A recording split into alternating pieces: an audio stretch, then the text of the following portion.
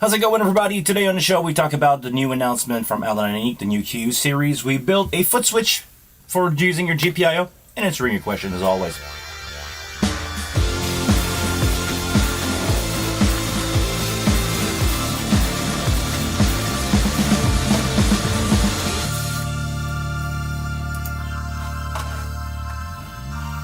How's it going, everybody?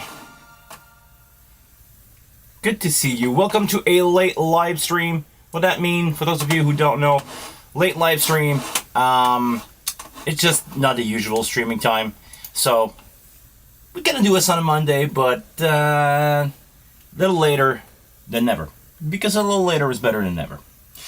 Feel free to join in the chat while we talk about the new GPIO series. I don't know if you guys saw the news. It's just, I think it was released today or announced today or brought to my attention today.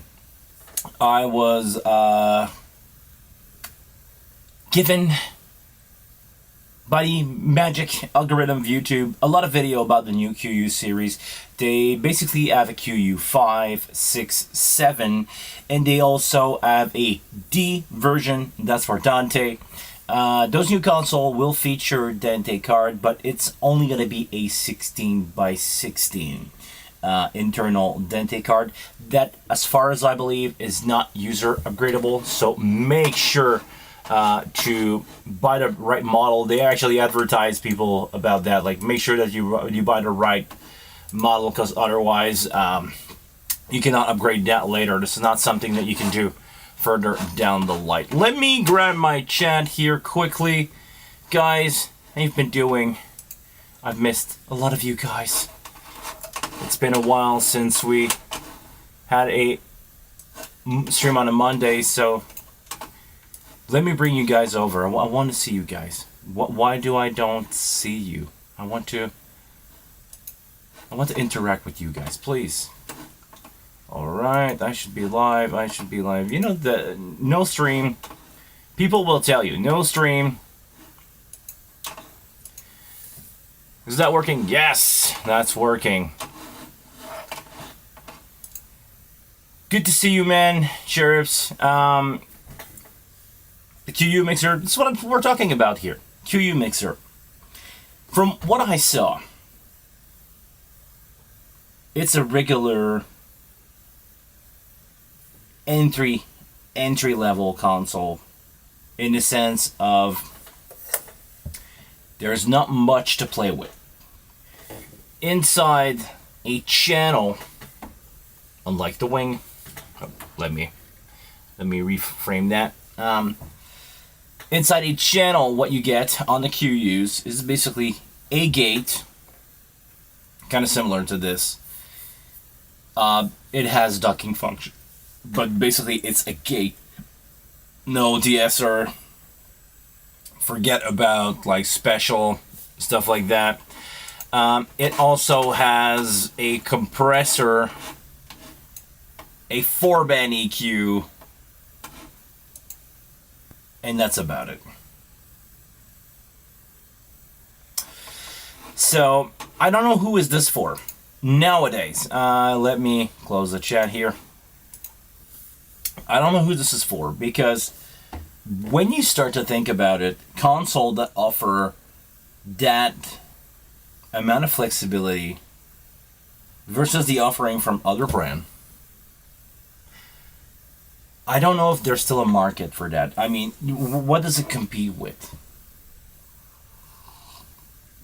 People that don't want to dive into the SQ series, because the GPIO is made to be more affordable, and I get that. And I'm not against affordable console. I'm just thinking, is there a market for that thing? And who in 2025 wants to buy that? Is it for, because in the advertisement from Sweetwater, they go like, oh yeah, this is going to be great to replace your aging digital mixer or your analog console. Which is probably true, but seriously, who's doing this at a scale big enough to require a mixer that is 32 by 8 stereo mix bus, because the smaller one is 32 channel by, I believe it's a weird combination. Some of the auxes are stereo, some of them are stereo. You cannot change them, and some of them are flex between mono and stereo. But basically, you can do 8 stereo mixes or 12 mono mixes, or a combination of like 4 and 8. I'm not really sure I understand the math there, but who is gonna run that coming from an analog world? And once you go above, switching from analog to digital, who's gonna limit themselves to that, or that amount of feature? Of course, I know some guys that, bands that want to just get things going. They're more interesting about music than playing around with a console. But if you have an engineer in front of house, I don't know who that console is going to be for. I don't know what the feature that they offer, and I don't know the price yet. Maybe I should look the price. Anybody in the chat, like Sheriff or anybody, can give me a price on that? How they fit that budget? Because maybe it's for people who are upgrading from analog digital, like school, that don't have a big budget. But how much is it? I don't know the price. I didn't look. If it's under a Wing Compact, if it's priced like $500 under a Wing Compact, it would make sense. If it's more expensive than a Wing Compact for the QU5, not the D, the QU5, it's not worth it. And I'm not talking about the feature. I'm just saying, price for price, if that thing is more expensive than a compact, it makes no sense. Even if it's the same price as a compact, to me, it makes no sense. If you tell me this is half the price, now we're talking. Because otherwise, let's talk about the feature. The QU5, as I believe, and I don't have my cell phone. Hold on, guys. Let me do a quick reach around for my cell phone so we can look the price. And I don't have my phone here with me, of course. But okay, let's anybody in the chat can tell me how much that thing worth, please. I don't think that's gonna make sense. I don't think for this market. I know some people will never buy a Wing Compact because it has Yuli's name on it.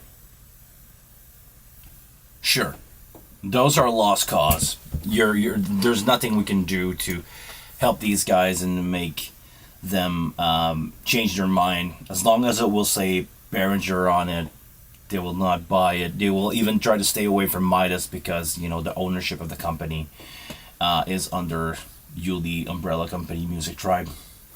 Sure, up to you, man. Nothing. You cannot argue with a wall, basically. But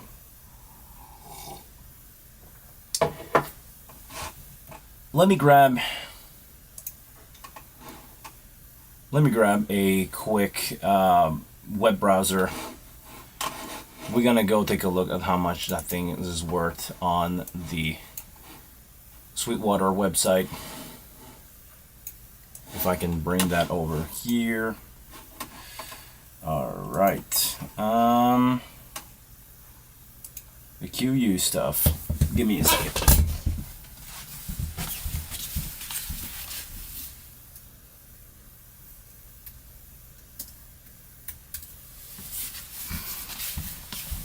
One-man show here, guys. And I'm not usually typing into a keyboard. All right. Oh, really? Okay. Let me check Sweetwater's website. I'm gonna dive in here. I want to make sure that the QU16 is the first one that appear. The QU16 is $2,000 US. Is the new one showing? For some reason, I don't think the new one is showing on Sweetwater's website. Okay. Oh my god. I just get it. Okay. The entry level, the most affordable one that you can get from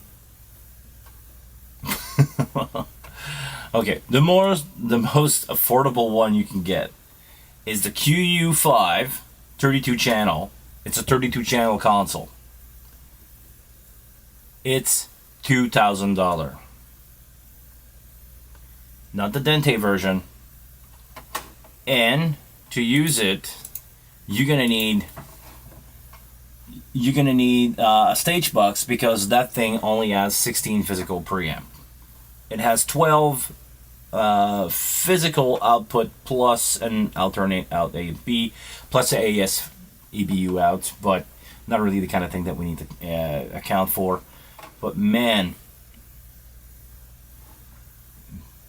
why? Okay, why would you choose that? Do I have a scene where I have my screen here? Okay, I'm not going to do that for now. But anyway, looking at the price, this thing is $2,000. Where, if I can click on compare on the website, you probably can compare that to a wing at some point. Let me check Sweetwater's website if we can have a wing compact somewhere. A wing compact, how much is it in US? I know in Canadian is it's $3,500 Canadian, but I need to compare. I want to know the price in USD. Can I go by search history? Nope. Hold on, give me 1 second. Live sound and lighting, live sound mixer, digital mixer from the website should give us, of course, Behringer. X32 rack are really cheap now. They sell for $980. X32 rack.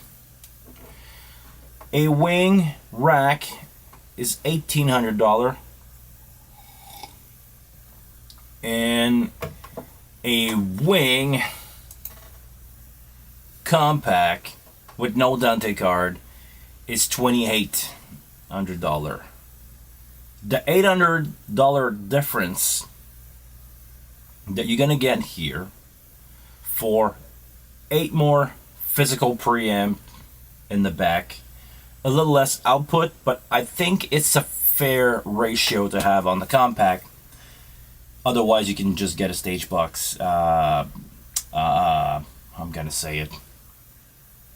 A DN 4888 stage box, or not stage box. Well, theoretically, it's a stage box, but the rack mount stage connect device. Let's add it to the price. $3,000 versus $2,000. The amount of feature that you can get in the compact is never gonna be beat by any of those consoles. Actually, they are designed to be limited, to be rigid as the TF1 from Yamaha. I don't know if you guys ever work with these or the DM3. I'm daily driving pretty much a TF1. It's okay as long as you don't want to do anything with it. What I mean is, when I'm doing a podium mic, I have a room that I'm lucky that room is tuned perfectly.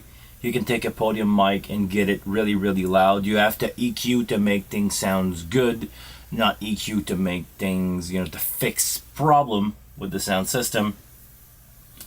So considering that, I don't know, man. The QU series to me feels really limited, especially for the price that you pay. basic feature are not there, like you don't have a de-esser, which to me is something that matter a lot. I need my de-esser. I need to have something to get rid of those like crisp high every time a lady has a headset mic or a lady come to the podium mic where I work in venues. It's been killing me on the TF1 to not have that option. I love my wing compact for those reasons. I would love to get wing compact over there, but that's not gonna happen. Anyway, the other thing that you get is more parametric EQ on that thing, and simply the amount of plugin that you have built in that you don't have to use. By the way, if you are coming here looking at the QU and want to talk about the QU versus the wing, for users that have less experience with console and don't want to really dive like deep into sound, you don't have to use everything on there. What I mean is, if you only want to have a gate, don't change anything. You don't have to change anything about those console. I'm grabbing a random channel here on the Wing Compact.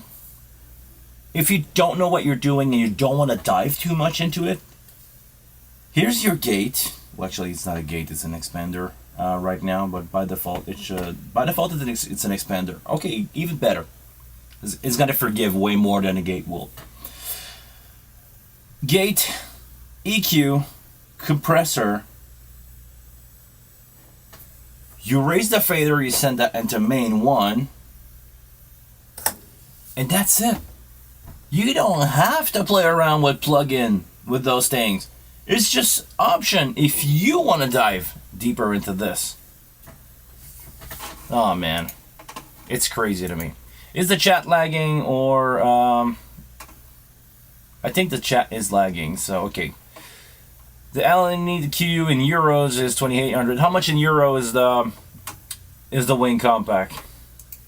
Robert, about to go to bed, looking at a couple of videos about the new QUs. Yeah, we're gonna hear about it, but I don't think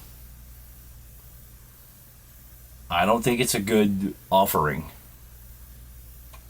No offense here to Outlet Elite. I think for people that don't want to get option, I know it sounds weird to say, but some people don't. Some people that want to get limited option, easy to use, no option to dive deeper, I think they're gonna buy those things. People that don't want to get complexity, but again, like I said, get a Wing Compact and you don't have to dive into it until you want to dive into it. You don't have to change your compressor type until you feel like you need to change your compressor type. This is how you're gonna get, this is how you're gonna get. Okay. So in Europe, the Wing, not the QU. Okay, go not buy the QU7 because the Wing Compact is 2,000. I'm gonna say 2,000 euros. But how much is the 5? Because the Wing Compact is probably gonna get compared to the 5, not to the 7. Because the 7, it's a different beast. But again, it's more expensive. It's more expensive than buying a Wing Compact and an S32.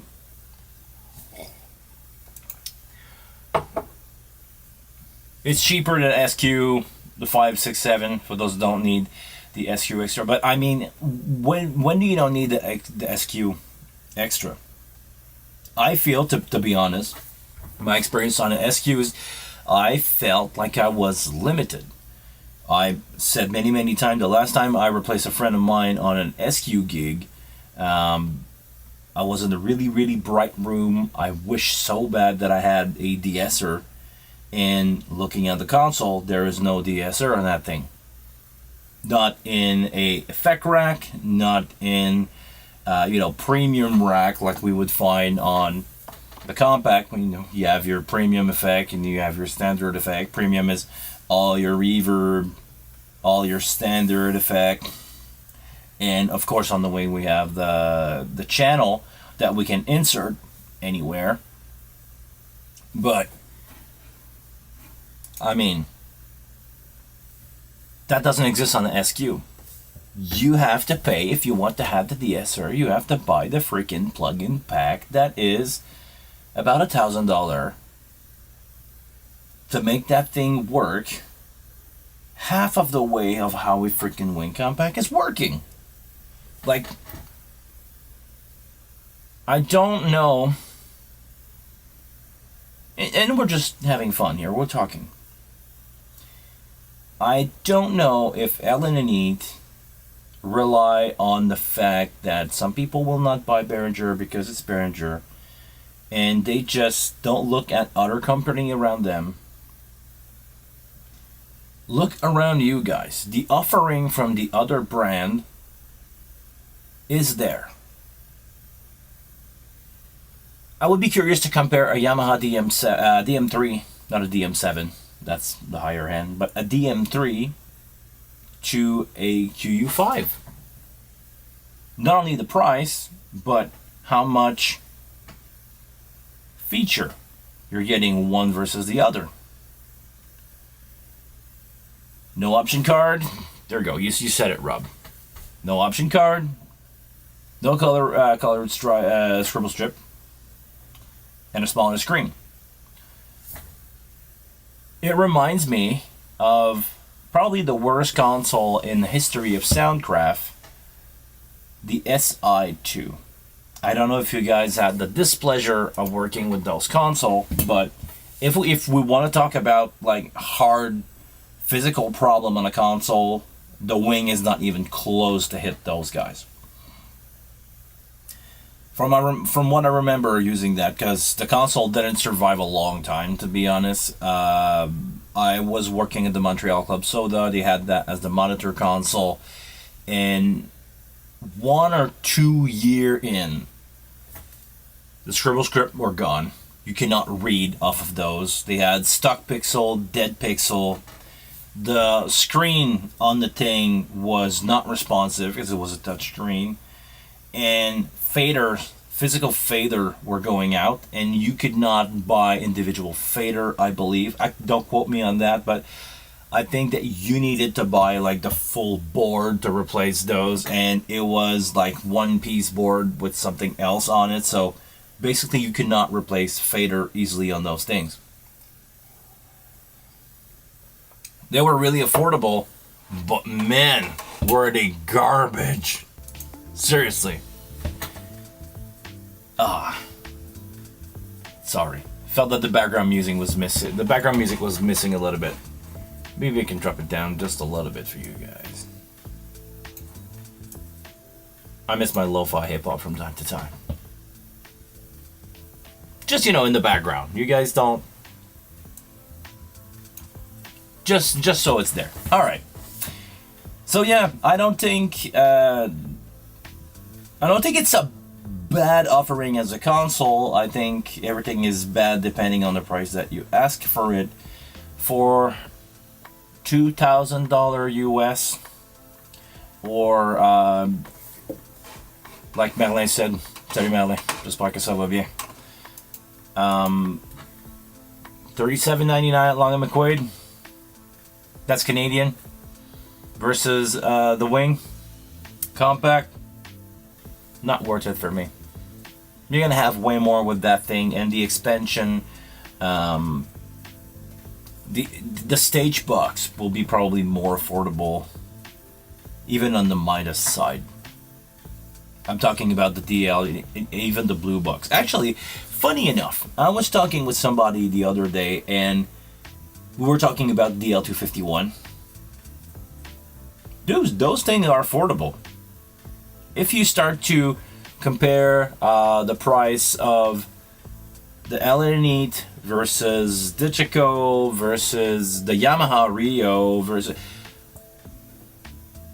the DL251 is not that expensive of a stage box, and if you factor in the existence of the 231, like I have two of those.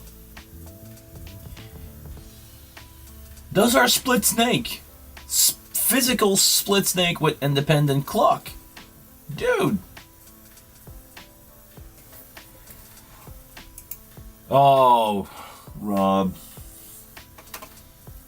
Could be a great studio recording console due to the 96K. Nobody ever gonna hear the difference. Seriously. Funny enough, I was talking the other day with a friend of mine who produced some song that are on the radio. He's a musician, but he's mixing. He's really good at mixing. He knows, like, the guy is a keyboard and guitar player more than he's a sound engineer. But if you put him behind the board, he knows exactly what he's doing. You just don't want to make a living. He doesn't advertise himself as a sound engineer, but he could definitely step in and replace me on a gig. Hey, Charlie. We were talking about how in the 90s he made some hit song on the radio with interface that were stuck at 44.1. Nobody cared.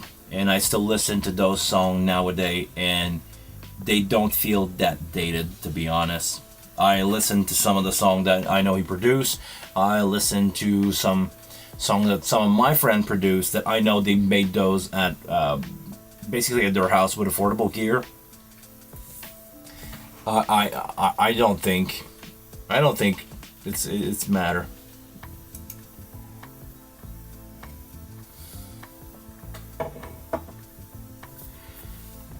I know, but some are required to record at 96K even if it doesn't offer better audio quality. But are you really? Okay. Let's say that you have a contract and you need to record 96K track for somebody. If you are in those situations, are you really gonna go with an QU series? Like, is it really gonna matter? And honestly, if somebody asked me that, record everything at 96K, I would probably lie. I would probably actually, I have two options. If it's a low amount of channel, I can go with I'm looking for my Hub 4 Pro. It's somewhere. I will probably go with my Hub 4 Pro, set the gain at 48K, switch to 96 and call it a day, and record with a DN 9630 to give you 96K if you want to go that route. If it's bigger than that, I would probably record at 48K, upsample everything before sending it, and call it a day, and nobody will ever complain about it. You can record, you can upsample a session in Logic in a matter of a few clicks. Nobody will hear the difference.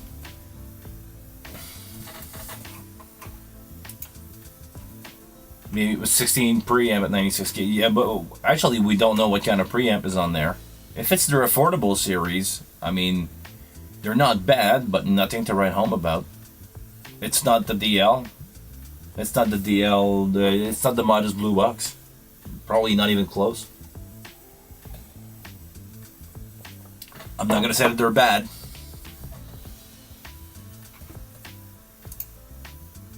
Vic, Dunzo Dream 97. How you doing, man? Sorry I didn't say hi. Alright. I'm gonna use Nick here as a transition, because I don't want to spend the whole show talking about the QU series. You guys know it's there. You have my opinion on it, or my opinion of the overview. Maybe it sounds good. Well, actually, I don't think it's gonna sound bad. I'm just saying that the offering for the price is questionable. Speaking of Nick, Dunzo Dream 97, that you guys probably know if you're watching this channel, that you guys should probably poke around for him to do a podcast with me. Put you on the spot there, Nick. We spoke about a long time ago about using the GPIO foot switch to do some triggering. Anyhow, Rob, it's 2 a.m. here. Time to catch some sleep. Hey, man.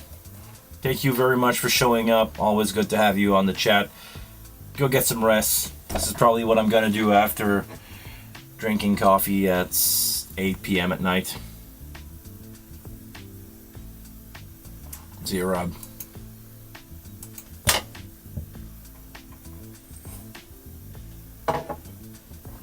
All right. Nate was talking a few months ago about custom GPIO switch, custom foot switch to do some really complicated stuff, and I really like his idea. You really know what you really know what he wanted to do. He wanted to use the GPIO, and I'm gonna bring you guys up to this. You wanted to use the GPIO.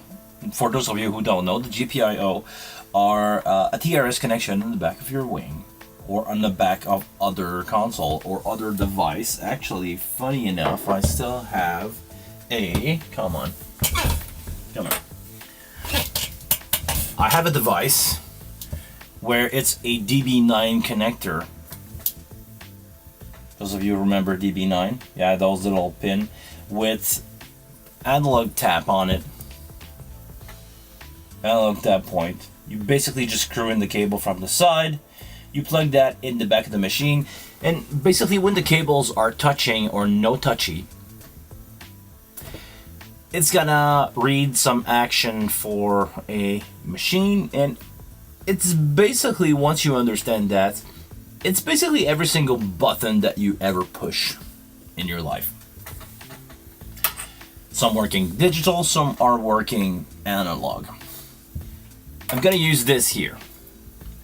This is a button, and if I get my face out of the screen, this is a button. This is the red button.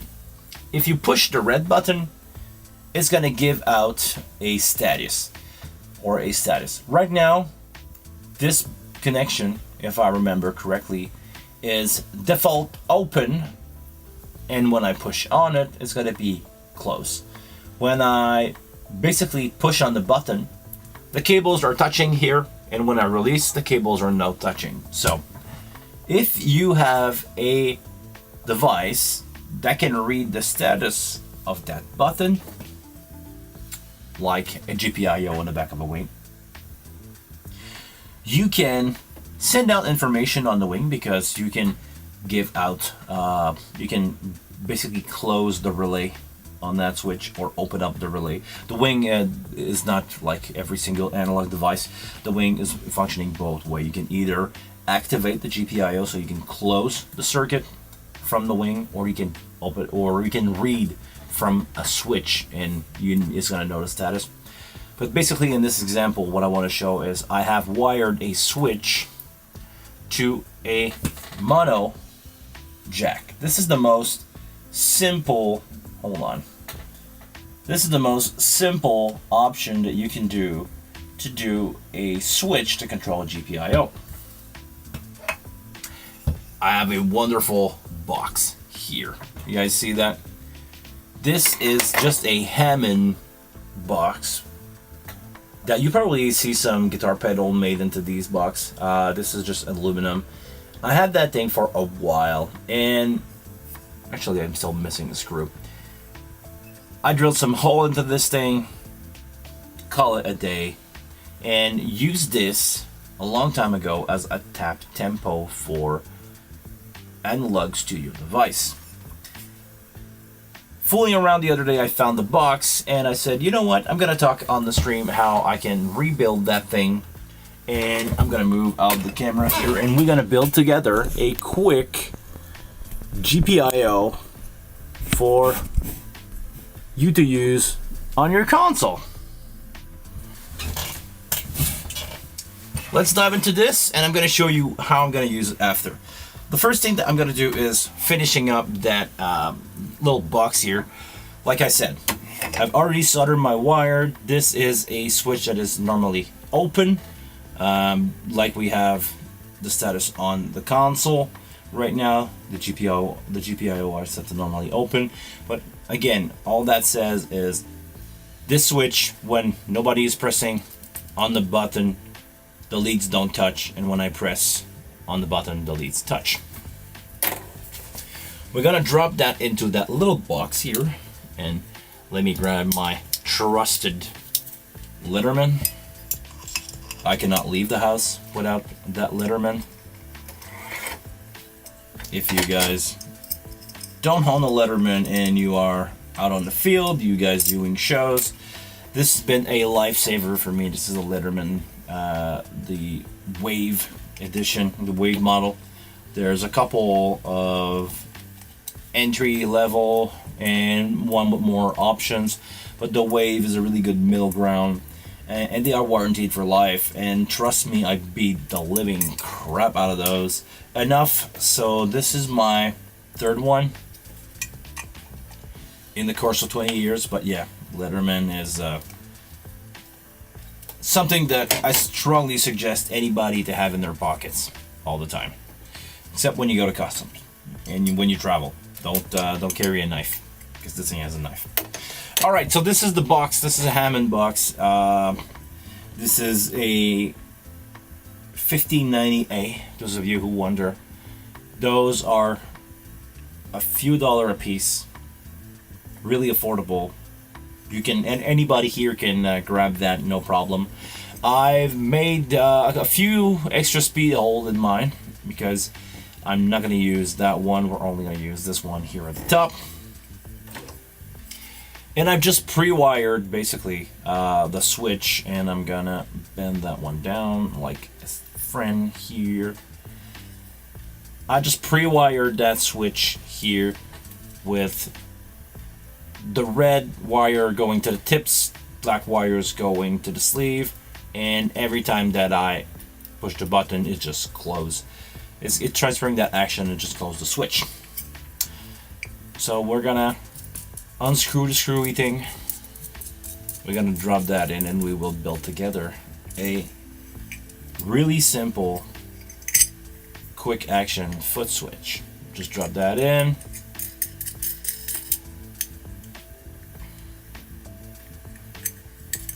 Okay, I'm missing a screw. It's gonna move for now, but it's gonna be good for what I want to do.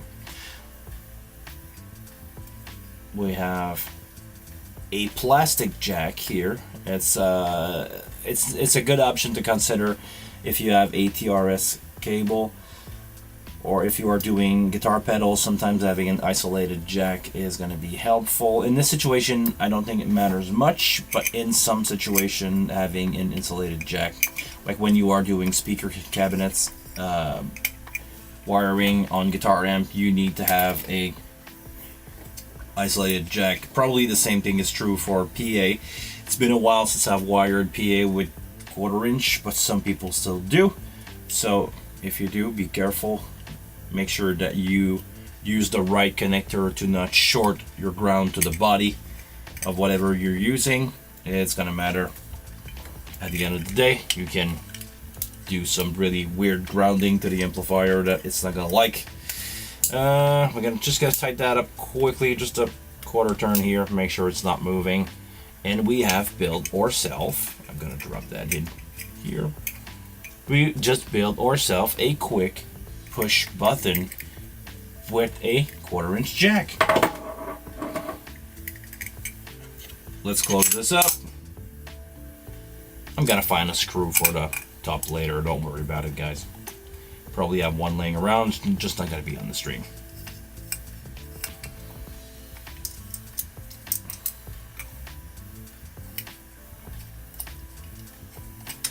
You can purchase those fancy little knobs pretty much anywhere on your favorite electronics store. I'm talking about in the States, you guys have Mouser. Pretty much there is the same thing in Europe, where you can just order online a few button. And on the Wayne Compact, because it's using a TRS jack, you can do a stereo jack like I have or not like I have here. Here it's a mono. It's a really simple tips to ground connection.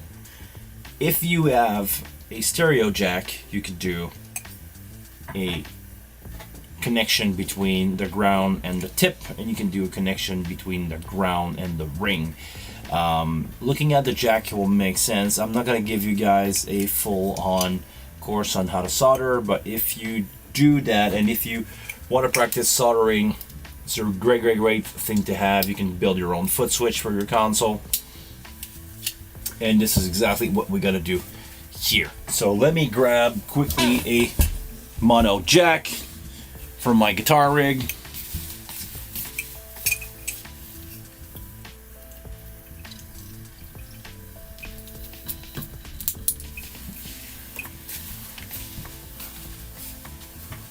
Simple mono jack, like you cannot be more simpler than that when it comes to electronic.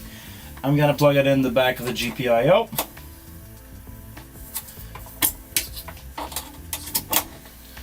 It's connected to the back of the wing, and we're gonna start playing around. I'm gonna connect that pedal here, and we will quickly change the camera angles to something more like this.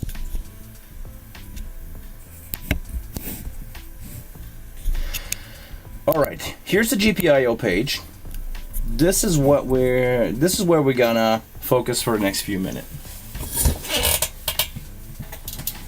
Just let me move this here. All right. So we're gonna use GPIO 1 to do my camera switching. This is something that I wanted to do with my little switchy switch here. Let me go back to the beginning. I'm gonna show you how to get there first. You have two ways to access the GPIO on the wing. You can go into setup, you can go into CC edit, and here at the top you have GPIO. You select that and you gotta end up on this page.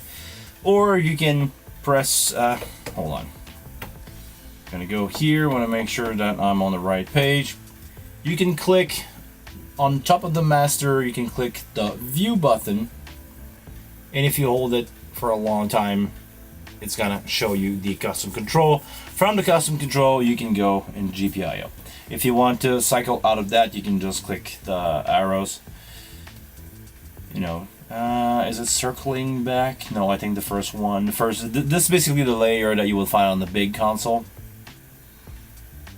You go into the GPIO, or actually you skip the GPIO by doing this. Or do you when you go at the end? No, it's the DCA, the custom DCA, the main matrix, and after that we have the user that I'm using right now. This is the 16 user signal, but if we click GPIO, we have access to two more, but they do not have a button.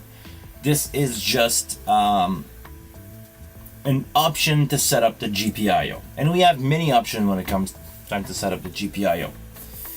You have TGL and O, TGL NC, in and O, in, out, and O and O.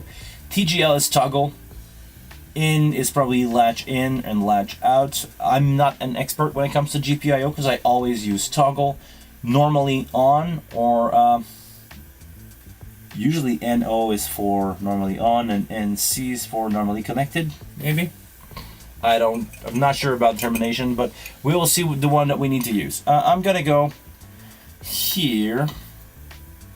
Actually, let me check what we did for this camera switching. We did BDCC toggle, channel 1, CC1. We're gonna replicate that into here. So MIDI toggle, channel 1, CC1. If I'm pressing that button right now, I should switch the camera. It did.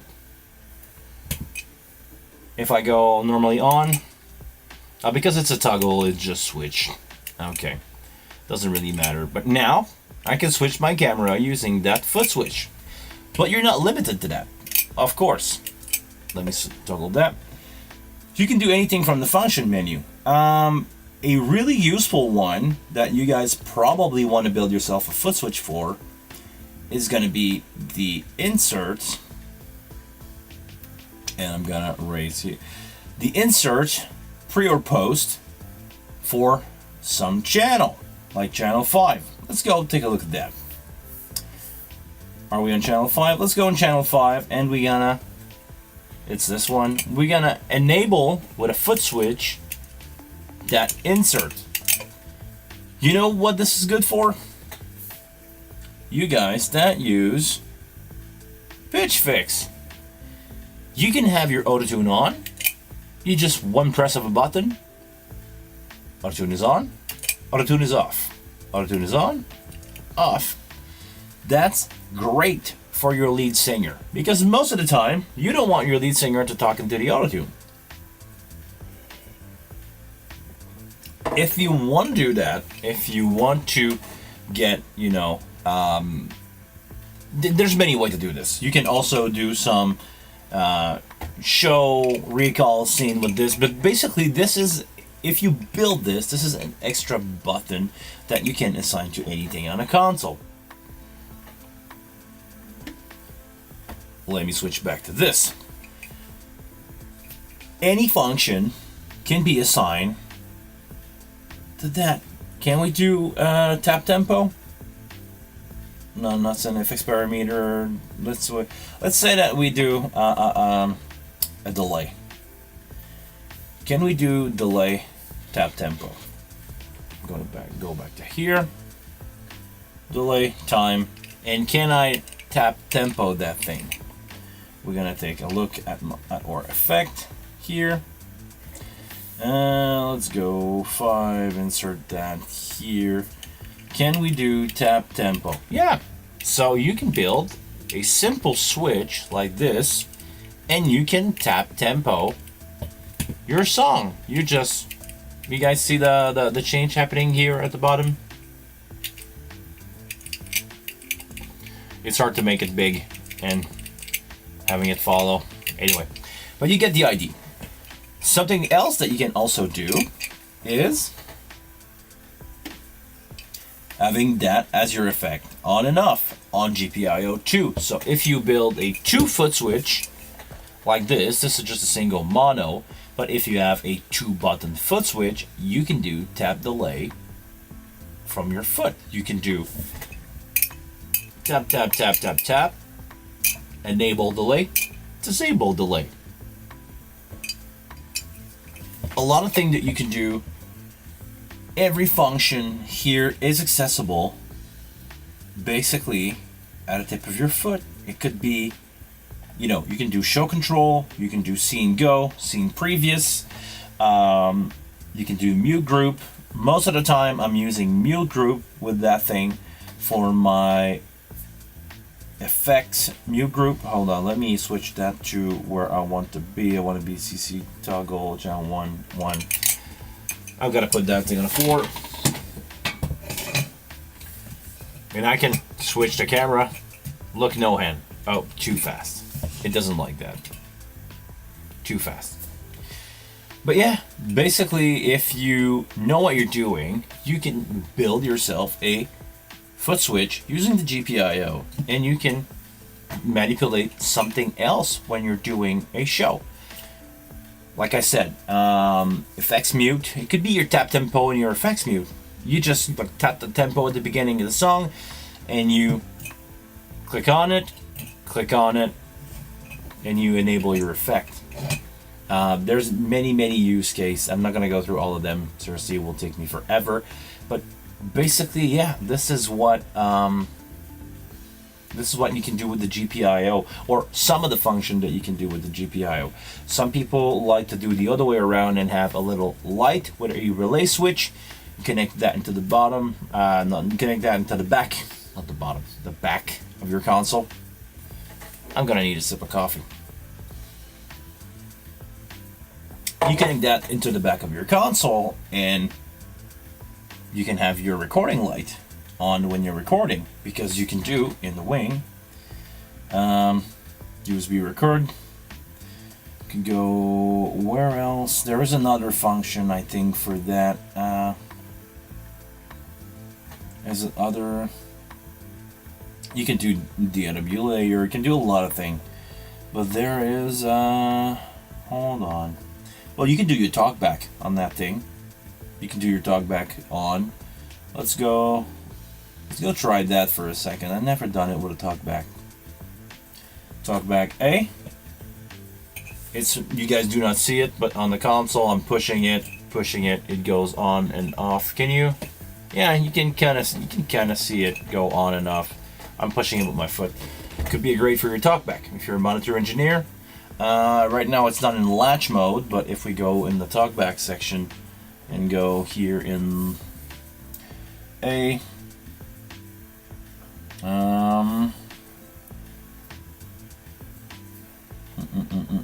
go to now it's in latch and push. If we go in push, you can have your console set that when you push down, it's gonna light up. When you release, it's gonna go out. It's not doing it right now for some reason, pisses me off, but basically, yeah, I would need to troubleshoot that. I don't know why it's not. Push, latch. Oh, maybe it's the function on the switch. Hold on. Let's go here. No, it's not doing it. No. Oh, yeah. So, now it's doing it. Let's go.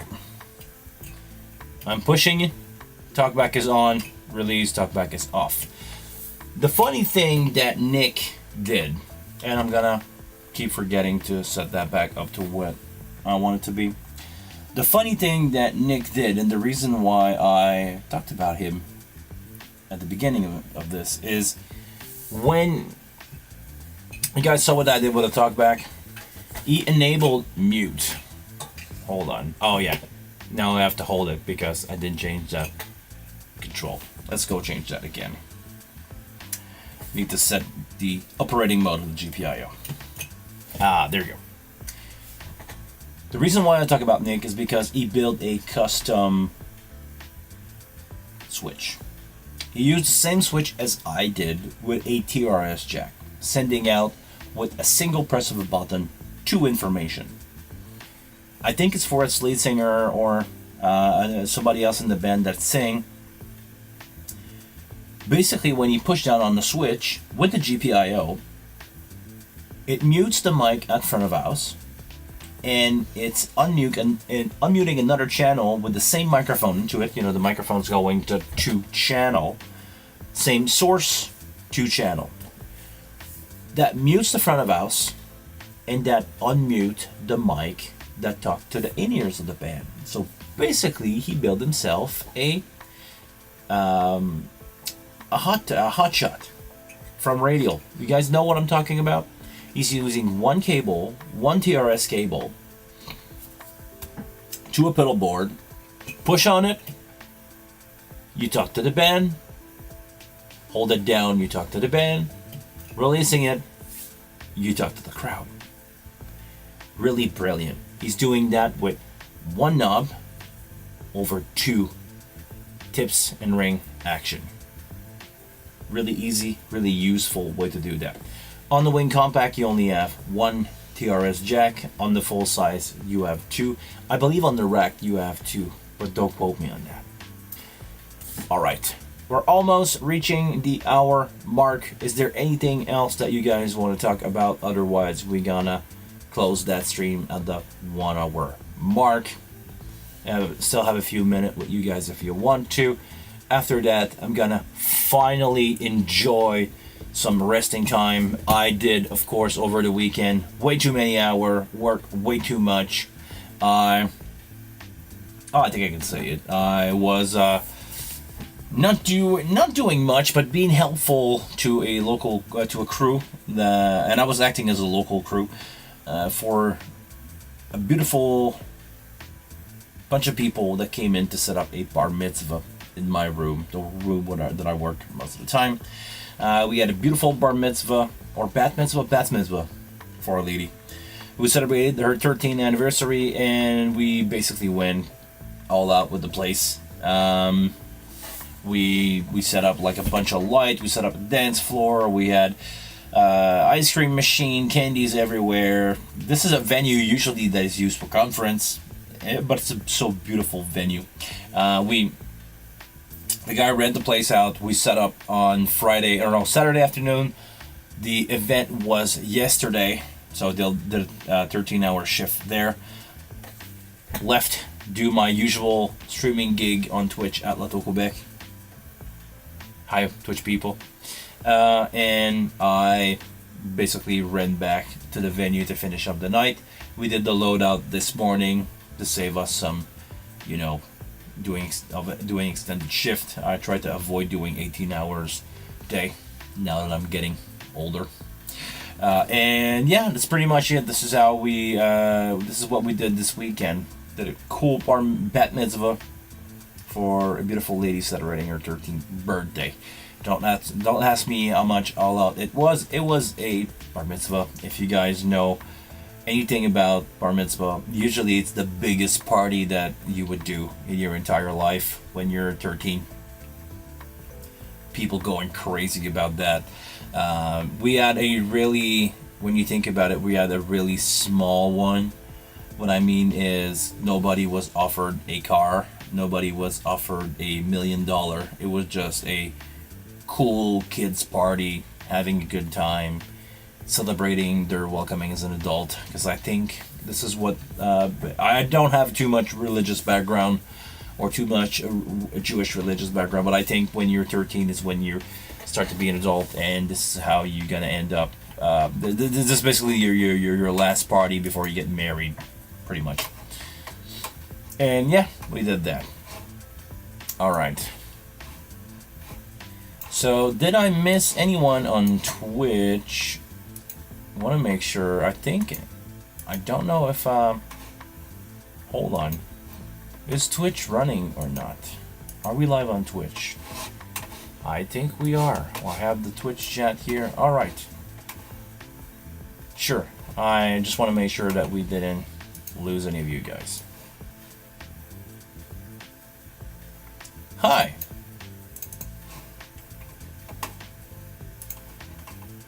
Welcome. We're streaming late today. A few minutes left. If you guys have question about anything, don't ask me about life. Ask me about sound. I know way more about that than I do about anything else. If you guys have any question about live sound, this is what we're here for. Tadpod, I don't think I've seen you around. If it's your first time on the channel, welcome, man. Those live streams are usually happening Monday at 1:30 p.m. Eastern Time. So those of you who are everywhere else in the world, I'm basically on the same timeline as New York. So if you want to know when I stream, be sure to Google what time is it in New York, and you will know when that relates to you. And I'll be live every Monday at 1:30 p.m. most of the time. Really interesting question here. Does my main signal should be at minus 18 dB?